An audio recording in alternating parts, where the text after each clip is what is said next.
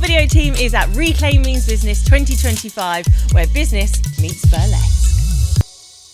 Hello and welcome back to Reclaim Means Business 2025. I'm being joined in the video podcast. I want to say coerce, but consensually coerce. Yes. I've got Rob with me because H has told you need to come over here. Hello Rob, welcome to the studio. Thank you for having me. How's it going? It's great, thank you. Yeah, what an amazing day. It's been so great seeing everybody, hearing everybody's stories, and yeah, I've learnt a lot today already myself. That's so good. And that's the point of this event, right? Is, okay, yes, it's fun. Yes, there's burlesque and boobs and drag queens, but there's business, and you're learning all at the same time as enjoying business. Yeah, 100%. Yeah, definitely. So Rob, tell everyone what you do. So I'm a singer-songwriter. I'm from Nottingham, and I basically went fully. I started performing in 2012, and then I went fully independent in 2020. I built my production company, which is called Eudora Music Productions, which focuses on releasing my music and building my tours. Built my first English tour in 2023, which was called the Undercover Tour.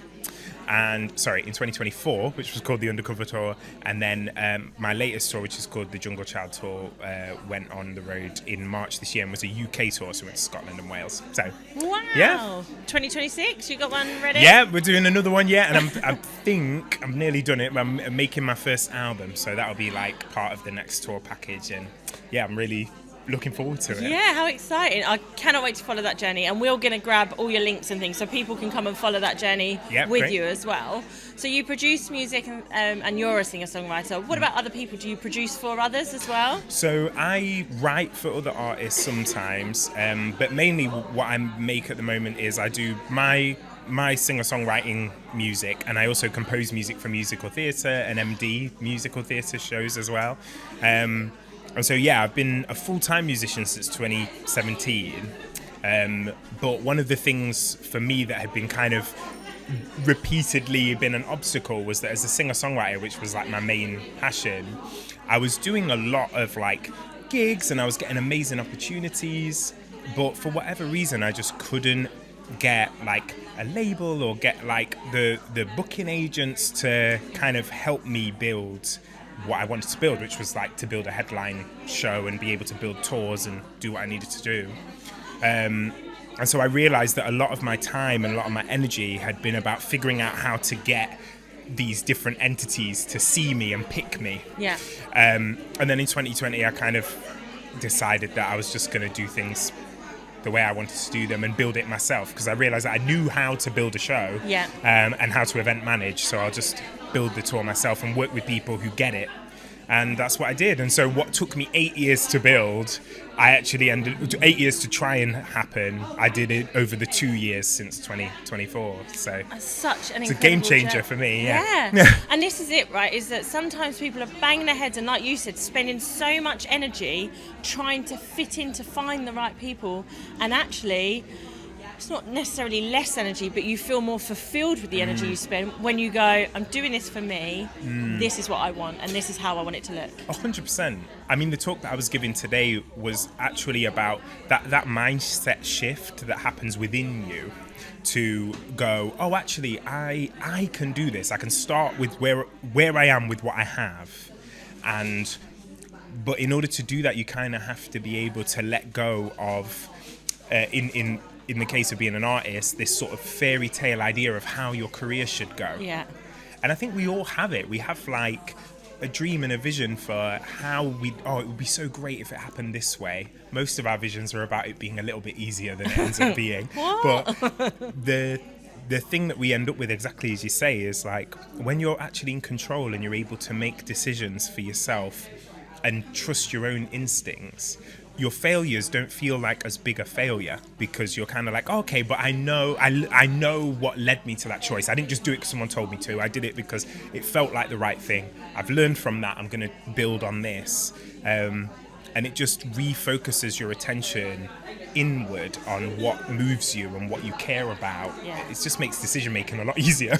Yeah, and you learn from that failure as well. So then you do look at the other areas and go, okay, so what did I learn? How can I change that? Whereas when you're employed in that role, you more get beaten with the stick. Oh, Why yeah. did that happen? Why didn't you do this? Why? And you're like, hang on a minute, let me learn my lesson and improve. But by being self-employed, yes, it's heartbreaking if something doesn't work out how you envision it. But was it as bad as you thought? Yeah. Like, I think we're what hard are your on parameters ourselves. of failure? We're hard on ourselves. Like, oh, I didn't do 100 sales this week. I did 98. That's still not a failure, guys. Like, come on. Like, oh my gosh, so true. Yeah. The first tour I ever did, the Undercover Tour, I wanted to go to like hidden venues and like coffee shops and libraries, and basically to make it feel like a living room. And I originally, I was like, okay, I'm just going to do like 2 dates. I'm going to do Nottingham and I'm going to do Leeds because I know I've got a fan base in these 2 places. And, I'll do a shop that's like only holds 40 people. And then that way there's just no room for me to fail. Easy success. Yeah, I could grab 40 people off the street and get them in the thing.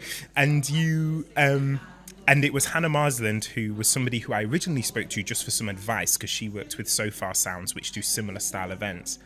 I loved her vibe so much, and my instinct just went, Hannah, listen, I haven't got a huge budget, but it would be really great to bring you on board, like, if you were up for it. And she was luckily up for it. She accepted a much lower fee than she would normally charge, and came on board and helped me with the management and the promotion of the tour. And she was like, first thing she said was, why are you only doing 2 days? And I was like, oh, because, and basically everything I said was, because it's safe. And she was like, let's do 5. You should do 5. You should just spread out, just go big. Like, actually, the bigger you go, the less, even if things don't go exactly to plan, you're actually you're creating a wider spread of things where, okay, if it fails in venue 1 of 5, you've got 4 more times, to get it right. And so we built the tour, and I'm so glad we did, because it basically sold out in 3 of the 5 cities. It sold out. 1 city it sold really well. 1 city it was okay. It was good. It was sort of medium full. And I looked at it and went, oh my gosh, can you imagine? There's a world where I only just did 2 dates, and then that was that was it. Yeah. So as important as it is to bet on yourself, you actually do need to choose to keep around people, whether they're employed by you or whether they're just around you as friends and family, who speak to your more ambitious side.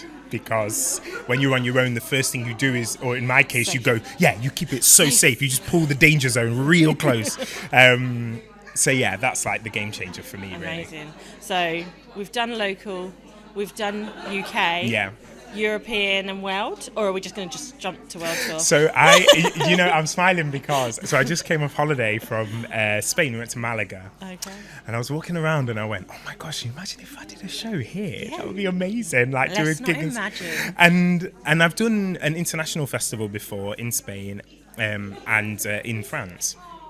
And in my head I thought, you think, oh gosh, that's miles away. Like, how do you even make that happen? And then slowly over time, I've been thinking, literally this past week, I know a lot of people over there. Like, I could at least get some advice. It's quite cheap to get there. Like, I could actually just do a couple of gigs and build a bit of a fan base. So, now you've said it, I'm seeing it as a sign. Okay, so maybe Europe. So website, you've got show reels and things like that. Yeah. So we're going to share all of those links and things. You're going to go check out Rob, check out his show reels on his website, and then you're going to book him in Spain, Malaga, all of those places. And then obviously he's got to take us so that he can get it filmed. And that's right, 100%. Let's go. That sounds like a plan. That journey. Yeah. Rob, thank you so much for joining us in the studio. Have a great rest of the day. There's still so much to do. Yeah. We can't wait to follow this journey. Thanks for having me. See you next time. Thanks. Are you a hugger? Absolutely. Yeah. See you. Oh, thank you so much.